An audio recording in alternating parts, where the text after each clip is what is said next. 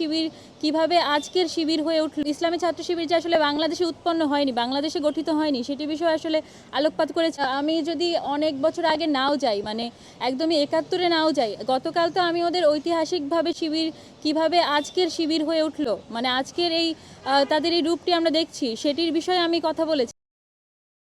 মানে তাদের যে এবং ইসলামী ছাত্র শিবির যে আসলে বাংলাদেশে উৎপন্ন হয়নি, বাংলাদেশে গঠিত হয়নি, সেটি বিষয়ে আসলে আলোকপাত করেছিলাম। এবং ওইটি যদি বাদ দিই, ওটি বাদ দেওয়ার পরে যদি আমরা দেখি যে গত কয়েকদিন আগে টিএসসিতে কি ঘটেছিল, বাংলাদেশ ইসলামী ছাত্র শিবির যেই প্রোগ্রামটি দিয়েছিল টিএসসিতে, সেখানে আসলে তারা চিহ্নিত এবং মানে আদালতের রায় দেওয়ার তাদের ছবি টাঙিয়েছিল।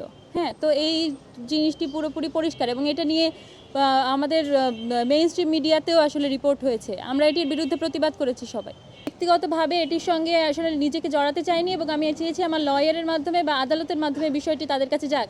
এটি আসলে একই বিষয়, মানে বিষয়টি একই, কারণ বক্তব্যের জায়গা একই, অভিযোগের জায়গা একই, কিন্তু এখানে আসলে আমাকে সরাসরি জড়িত হচ্ছে না যদি আমি আদালতের মাধ্যমে যাই।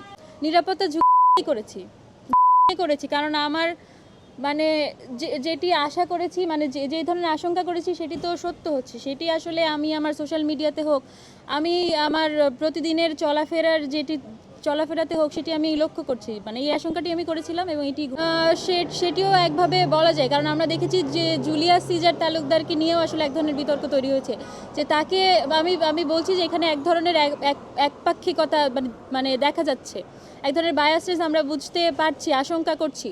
তো সেই জায়গা থেকে আমার মনে হয়েছে যে আমি ব্যক্তিগতভাবে সেখানে না গিয়ে আমি যদি একজন লয়ারের মাধ্যমে আমার কমপ্লেইনটি আসলে প্রকাশ্যে আনি, সেটি আমার জন্য বেশি সেফ এবং নিরাপদ বর্তাবে না। কারণ আমি বারবারই বলে যাব যে আমরা ডাকসু নির্বাচন চাই এবং এটা হওয়ার জন্য আমার যতখানি করা দরকার, আমার যদি আবারও আসলে উচ্চ আদালত হোক বা যে কোনো কারো কাছেই এই বিষয়টি আসলে আনা দরকার হোক, সেটি আমি করব। আমার সর্বোচ্চ চেষ্টা করব যাতে ডাকসু নির্বাচন হয় এবং আমাদের মধ্য থেকেই একজন মানে নেতৃত্ব উঠে আসে।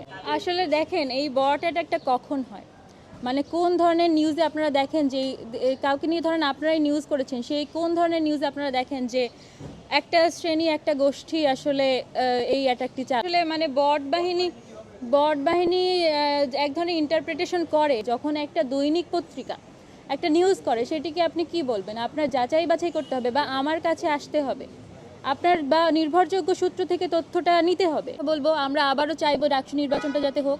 আমরা কখনোই চাই না ডাকসু নির্বাচন বন্ধ হয়ে যাক। ডাকসু নির্বাচন খুবই দরকারি, কারণ এই জায়গা থেকে আসলে বোঝা যাবে যে আমাদের পরবর্তী রাজনীতি, পরবর্তী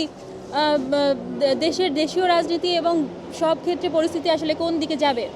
এবং আমরা এটা বিশ্বাস করি যে ঢাকা বিশ্ববিদ্যালয়ের এই বিবেচনাবোধ সম্পন্ন প্রতিটি মানুষ, প্রতিটি শিক্ষার্থী, তারা আসলে তাদের ভোটটি এমন জায়গায় দেবেন না যারা নারীর প্রতি এবং যে কোনো মানুষের প্রতি, যে কোনো মানে মতামতের প্রতি তারা এই ধরনের কুরুচিপূর্ণ মন্তব্য করতে পারেন।